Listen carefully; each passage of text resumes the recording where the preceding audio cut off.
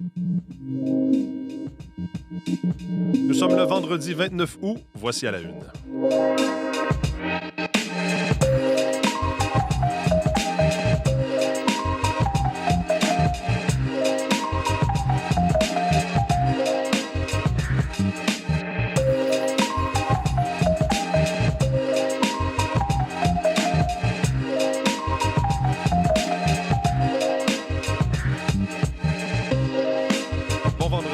À cette nouvelle édition d'À la Une, c'est Mathieu Bellumeur au microphone. Merci d'être avec nous pour commencer cette nouvelle journée. Très heureux de vous retrouver encore une fois ce matin. C'est vendredi, donc ce sera chronique culturelle. Élise Jeté sera avec nous à la fin de l'émission pour nous présenter sa chronique culturelle. On va parler du Festival de musique émergente en Abitibi-Témiscamingue. Julie Jasmine, pour votre information, sera de retour à partir de la semaine prochaine avec nous. Également, on va revenir sur le fiasco SACLIC. Beaucoup de nouvelles en termes de témoignages, parce que c'est un ancien PDG de la SAC qui témoignait hier, mais également en parallèle, plusieurs choses, entre autres sur cette perquisition menée, les suites de cette perquisition menée à la SAAQ. Puis hier, on a aussi appris qu'il y avait une enquête importante en cours depuis des années, qui a coûté des millions de dollars pour déterminer des fuites provenant de l'UPAC, qui avait coulé de l'information au Journal de Montréal sur des enquêtes menées justement par l'Unité permanente anticorruption. L'enquête baptisée Serment. Au final, aucune accusation, un simple communiqué publié hier. Marie-Michel Bordua va revenir sur le sujet dans les prochaines minutes avec nous. Véronique Méran est à mes côtés. Bonjour Véronique. Bonjour Mathieu. La météo aujourd'hui, en tout cas, c'est de la pluie en ce moment. Oui, de la pluie assez soutenue. Oui. Ce enfin, matin, diront plusieurs en tout cas. Exactement. Je vous disais hier, je pense qu'il est tombé 41 mm au mois d'août à Montréal depuis entre le 1er et le 27 août. Bon, depuis hier matin, on a reçu 13 mm. Ça devrait s'estomper, cette pluie, en matinée. Alors, au total, on ira chercher 15-20 sur le sud du Québec. L'Estrie, c'est pas encore commencé. Québec, ça va se faire aussi. Les Laurentides, le nord de la Naudière, on a déjà reçu 40 à 50 mm. Donc, il y en avait davantage au nord. Le scénario pour le long week-end est le suivant.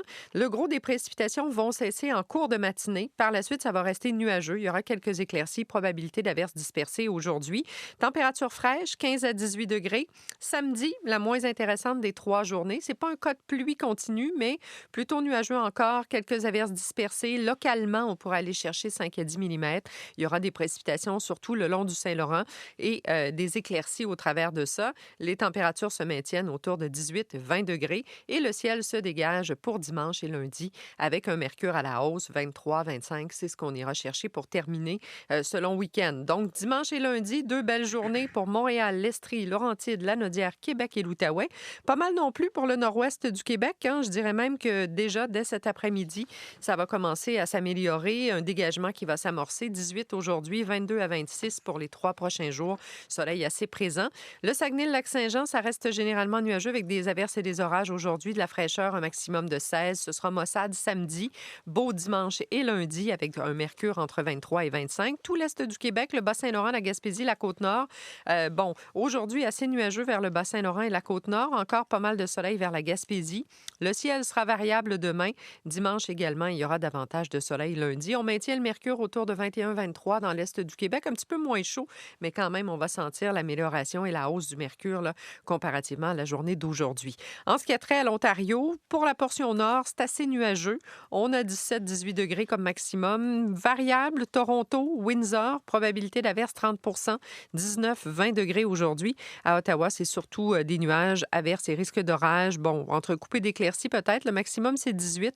Les nuages vont s'accrocher encore un peu à Ottawa demain, mais sinon, tout le sud de l'Ontario, on aura une belle fin de semaine. 24 à 26 degrés là également. La chaleur se poursuit dans l'ouest. 24 à 28 à Vancouver, sous un ciel variable. Pas mal de soleil vers Edmonton et Calgary. Winnipeg également. Regina, c'est un peu plus nuageux, mais on reste autour de 29-30 degrés. Ce sera comme ça pour toute la longue fin de semaine, du beau temps et de la chaleur dans l'ouest. Et on verra les températures un petit peu plus fraîches là, entrer progressivement à partir du début de la semaine prochaine. Même pas lundi, peut-être mardi, mercredi seulement, avant que ça décroche un peu. Alors, précipitation ce matin assez soutenue. Par la suite, amélioration. Et on retient que dimanche et lundi, 2 belles journées. Et on se retrouve lundi, nous. Certainement, Vous on allez sera être là. lundi. Parfait, excellent. Bonne Bon fin de week-end. semaine d'ici là. Bye, Véronique. C'est Olivier Pellerin qui est avec moi maintenant pour parler de sport. Bonjour, Olivier. Bonjour. Leila Annie Fernandez devait avoir l'impression de rêver hier aux internationaux des États-Unis, pardon. Elle qui a joué quand même en double avec Venus Williams. Puis pour en ajouter une couche, Venus Williams a l'air d'avoir apprécié sa coéquipière. Oui, elle a beaucoup apprécié déjà l'appel et l'invitation pour aller jouer ce tournoi en double. On s'en est parlé hier. C'est l'équipe Fernandez qui a placé cet appel pour avoir la vétérane de 45 ans comme partenaire de jeu pour Leilani Fernandez. Et hier, le duo affrontait les 6e têtes de série du tournoi de double féminin formé de Lyudmila Kichenok et Hélène Perez. Et ça a été un match qui a été rondement mené par Leilani Fernandez et Venus Williams. Une victoire en 2 manches de 7-6, 6-3. Fallait voir les deux joueuses échanger lors de la rencontre, le sourire de Leilani Fernandez et surtout la motivation d'aller jouer de bons coups aux côtés d'une de ses idoles, Venus Williams, dans ce match. Match qu'elles ont remporté à la toute fin, d'ailleurs. Elle a laissé Venus Williams faire sa pirouette seule au centre du terrain pour accueillir les applaudissements de la foule et par la suite, elle a salué justement les gens qui étaient présents sur place. À la fin de la rencontre, on lui a demandé quel était le plan de match. Elle a dit on n'en avait pas vraiment. C'était de bien jouer. À un certain moment, elle m'a dit élève ton jeu. Je l'ai fait. Puis on a eu du plaisir et puis voilà. Donc vraiment, ça a été une belle expérience pour elle et espérons que ça pourra l'aider parce qu'aujourd'hui, ce sera toute une commande pour elle dans le tableau en simple puisqu'elle affrontera la numéro 1 mondiale, Aryna Sabalenka. Ça aura lieu un peu plus tard ce soir. Donc ce sera toute une rencontre. Ce sera très relevé entre les deux joueuses ce match. Donc on surveillera ça bien sûr. Sinon, chez les hommes, il y en avait 3 en action hier. Les 3 Canadiens jouaient.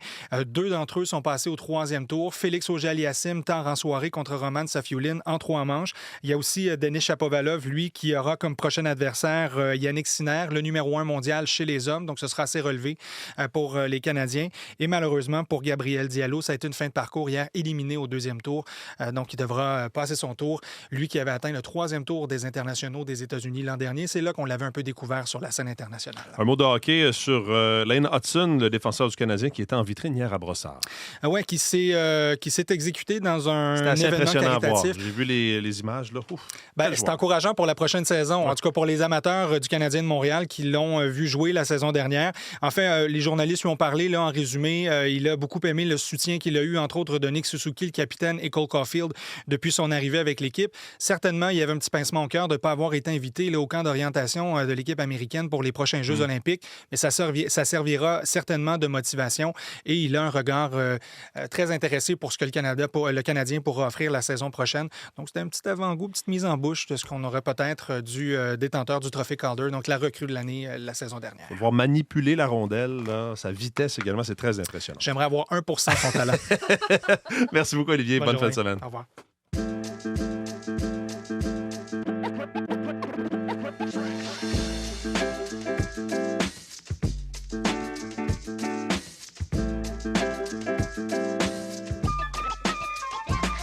Au Québec, le DPCP, directeur des poursuites criminelles et pénales, ne portera finalement pas d'accusation en lien avec ces fuites d'informations sensibles à l'UPAC, l'unité permanente anticorruption. Marie-Michel Borduet est avec nous. Bonjour. Bonjour Mathieu. Donc, c'est la fin de ce qu'on avait appelé le projet Serment et de quand même pas rien, plus de 7 ans d'enquête. Oui, et un petit retour en arrière, là, quelques secondes. Écoutez ceci. On arrive à une conclusion et qu'on trouve le bandit qui aurait fait ça. C'était en mai 2017. Le patron de l'UPAC à l'époque, Robert Lafrenière, promettait alors de mettre la main au collet du responsable des fuites dans les médias sur l'enquête Machuré, qui portait sur des allégations de financement illégal du Parti libéral de Jean Charest, qui était alors au pouvoir. Et par communiqué, hier après-midi, simple communiqué, le DPCP qui a fait savoir que la preuve accumulée ne révèle pas l'existence d'une perspective raisonnable de condamnation dans toute cette affaire. La Couronne qui a analysé les documents remis par le Bureau des enquêtes indépendantes l'an dernier au terme de ce projet Serment. Et pour un petit survol chronologique, en avril 2017, c'est là que surviennent les fuites médiatiques. Le projet A est lancé pour trouver qui est à l'origine des fuites. Ça mène en octobre 2017 ça, à l'arrestation de l'ex-député Guy Ouellet et de 2 anciens policiers de la Sûreté du Québec. Mais on avait appris que les mandats d'arrestation, de perquisition aussi, n'avaient aucun motif valable. L'enquête Serment déclenchée en octobre 2018 pour faire la lumière sur les fuites, mais aussi pour examiner toute cette conduite. Comme une enquête sur une enquête. Voilà, cette conduite du projet A. Et là, donc, 7 ans plus tard, pas d'accusation du DPCP et ça a vivement fait réagir Guy Ouellet. On l'écoute. La vie de ma conjointe, la mienne, celles de Richard Despatie, Stéphane Bonhomme, qui ont été détruites. Puis aujourd'hui, on dit que tout a été fait dans les règles puis qu'il n'y aura pas d'accusation. On a un petit communiqué laconique à 2 heures, un jeudi après-midi, en pleine tourmente d'une commission d'enquête. Je trouve que ça manque de respect envers la population.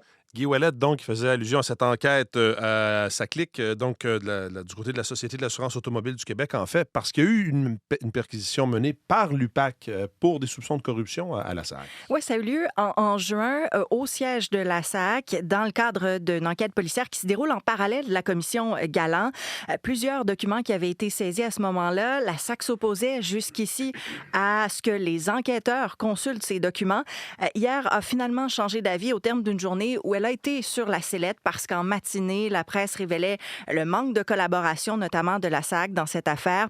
Ça a fait vivement réagir le premier ministre. En journée, François Legault a sommé la Société d'État d'accepter de libérer les documents. La SAC a finalement confirmé hier soir par courriel qu'il y a une firme conseil qui a été sollicitée pour l'analyse de ces documents-là, qu'une entente aussi a été conclue avec l'UPAC dans la journée, qui fait en sorte que des documents seront libérés dès lundi. Ouais, les choses se sont accélérées tout d'un coup. Et pendant ce temps, il y a la commission Galland qui se poursuit, qui va se poursuivre encore aujourd'hui. Voilà, 2 ministres attendus aujourd'hui. Christian Dubé, qui a été président du Conseil du Trésor d'octobre 2018 à juin 2020, et l'actuel ministre au Trésor, Sonia Lebel. Le témoignage de l'ex-PDG de la SAC a été suspendu hier pour permettre d'entendre les ministres aujourd'hui. Mais on a eu le temps d'entendre Éric Ducharme affirmer qu'il n'a pas été avisé des coûts totaux de ce projet SACLIC dès le début de son mandat. Tu achètes un véhicule, puis on avait prévu des années pour mettre de l'essence, changer les freins, acheter des pneus. Bon, fait que c'était ça le contrat. Mais là, j'avais le véhicule, mais j'avais juste 3 roues, puis j'avais tout dépensé mon argent. Puis j'avais même dépensé plus que mon 458 parce qu'il y avait eu un avenant de signé à l'automne 2022. Fait que là, il y avait quelque chose qui ne marchait pas, là. Donc, Pierre Moreau, qui est attendu par ailleurs, l'ancien ministre libéral, lui, va déposer une déclaration et ne va pas témoigner. On va voir les témoignages des autres ministres, messieurs Dubé, monsieur Dubé et madame Lebel, aujourd'hui. Merci beaucoup, Marie-Michel. Bonne journée. Bonne journée.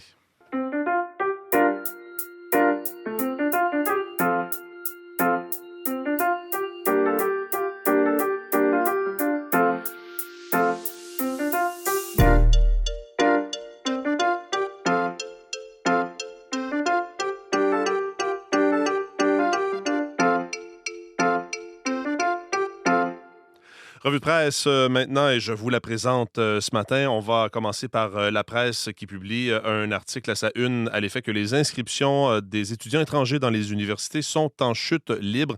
On nous donne notamment l'exemple de l'Université de Sherbrooke. Les étudiants internationaux du premier cycle ont dégringolé de 59 % par rapport à l'automne dernier. C'est du jamais vu. Une situation qui aura des impacts, évidemment, sur les finances de l'université. On parle de milliers, centaines de milliers, voire millions de dollars. Incertitude aussi, nous dit-on, à l'Université du Québec à Chicoutimi.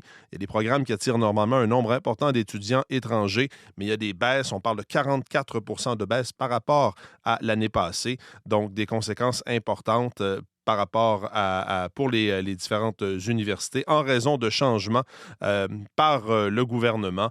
Donc, des conséquences qui pourraient être notables dans les finances, notamment des universités. Toujours en éducation, on continue de parler de la rentrée en une du Devoir de ce matin. Des milliers de profs privés de soutien pédagogique, titre Le Quotidien. L'incertitude est grande dans le réseau de l'éducation en raison de l'abandon de ressources d'aide aux enseignants chapeautés par des conseillers pédagogiques chevronnés, selon ce qu'a appris Le Devoir. Il y avait une série d'outils technologiques, de formation.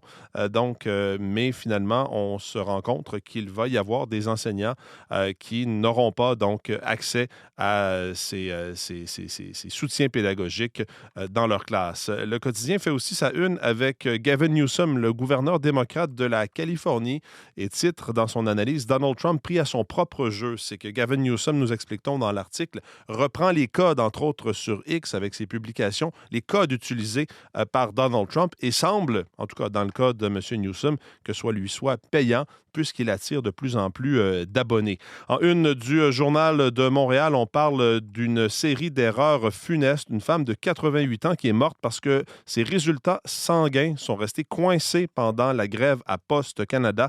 Témoignage donc de son conjoint. Vous pourrez lire ça en une du Journal de Montréal qui rapporte également qu'il y aura un grand ménage dans le vocabulaire dans les écoles du Québec. Le ministre Drainville a revu les mots de base que les élèves du primaire devront maîtriser dans le cadre de sa réforme du français. Des mots retirés, par exemple, alcool, amérindien, tabac, messe, des mots qu'on utilise moins, dit le ministre. D'autres seront aussi ajoutés. Donc, voilà pour les unes des différents quotidiens de ce matin.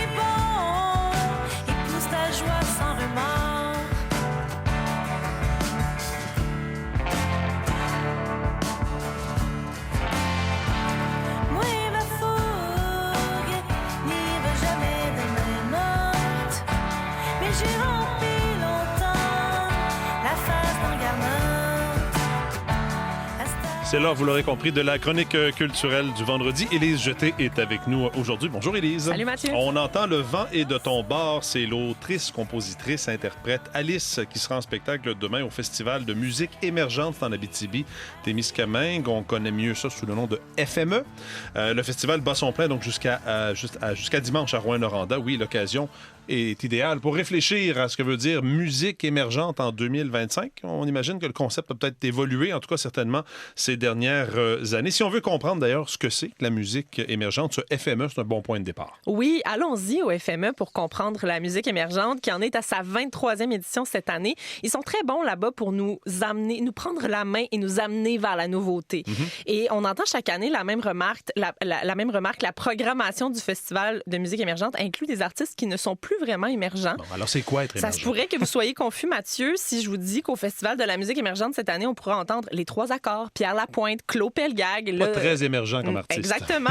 Mais il y a un sens à ce mélange-là entre les figures établies et la nouveauté. C'est que les têtes d'affiche qu'on retrouve aujourd'hui sur les grandes scènes sont souvent déjà passés il y a quelques années par les plus petites vitrines du FME. Donc, ils reviennent aux sources de leur émergence, mais ils viennent surtout soutenir les projets émergents.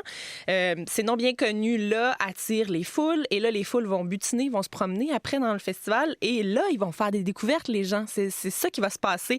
Il y a aussi des plateaux doubles. On en voit dans bon nombre de festivals. Eh bien là, on va nous faire des plateaux doubles, mais qui mettent un artiste émergent suivi d'un artiste établi. On pourrait penser que c'est une première partie. Hein? Il y en a qui n'aiment pas ça, la première partie. Moi, j'adore les premières parties. Mais c'est vraiment différent parce que là, on donne la même importance aux deux artistes. Donc, le premier artiste est aussi important que le deuxième artiste sur la même scène, dans la même soirée. Je parlais dans le fond, Pierre Lapointe, que je nommais tout à l'heure, mais il va d'ailleurs être en plateau double avec le jeune Édouard Tremblay-Grenier. Donc, ils vont avoir chacun leur temps sur la même scène. Je vous laisse entendre un extrait de la chanson Harry d'Édouard Tremblay-Grenier. Sors dans un parc, elle marche seule.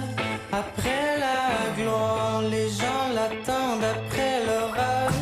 Elle veut la voir, elle fait semblant de les connaître. Comme à tous les soirs. Laisse-toi pas tomber. Oui, parce qu'avant d'être une tête d'affiche, il faut bien émerger de quelque part. Aujourd'hui, il y a plusieurs plateformes pour le faire, mais on peut penser qu'un passage dans un festival, vous le disiez, qui est établi depuis plus de 20 ans, ça doit quand même donner un coup de pouce. Oui, parce qu'à Rouyn-Noranda, on rencontre plusieurs dizaines de délégués internationaux qui sont là exprès pour découvrir de nouveaux talents. Ce sont surtout des programmateurs de festivals, des directeurs de salles, des représentants de maisons de disques. La francophonie européenne est particulièrement bien représentée au FME, mais on croise aussi des professionnels venus du reste de l'Europe, des États-Unis, du Canada anglais. Il y a évidemment des gens du Québec. Donc, si quelqu'un possède un secret musical bien gardé, bien, le FME, c'est comme le meilleur endroit pour venir les bruiter. Donc, c'est là qu'on vient. Il y a encore de ça qui existe, Ben là, oui. Découvrir un artiste, quelque chose, une pépite d'or quelque part dans un festival comme ça. C'est intéressant. Vraiment. Et pour les artistes, c'est plus intéressant de jouer devant l'industrie dans un contexte comme celui-là, au FME, que dans une vitrine un peu froide. Parfois, on va les mettre, les artistes, devant quelques membres de l'industrie, dans une salle un peu beige, puis ils vont attendre d'être repérés. C'est plate pour eux autres, malheureusement. Et là, on a des contextes vraiment spéciaux. On joue à minuit dans un petit bar magnifique ou au sommet d'une montagne au petit matin. Moi, j'ai déjà gravi une montagne à 10 h le matin au FME pour aller voir un spectacle en haut. Et quand je suis arrivée au sommet de la montagne, le spectacle était fini, malheureusement. Donc, j'ai fait une randonnée, là, vraiment.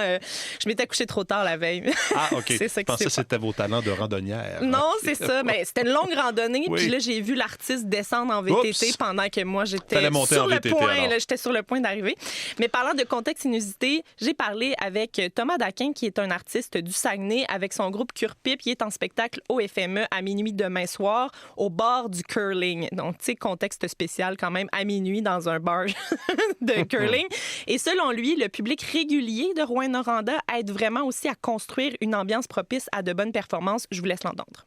Ben, nous autres, on est allés 2 fois à Rouyn. Puis comme à chaque fois, la réponse du public était juste absolument incroyable. On a joué 2 fois au cabaret de la dernière chance. Je pense que c'est quand même un hotspot pour les bands qui passent là, dans la région. Puis là, aller faire le FME, c'est juste comme une belle cerise sur le Sunday. Et la question qu'on peut se poser, est-ce que c'est plus facile aujourd'hui ou plus difficile d'émerger? Oui, bien, selon Thomas, il me disait qu'il y a une espèce de solidarité entre les groupes de musique qui aident l'évolution de tout le monde. C'est comme si tout le monde voulait se tirer vers le haut en même temps.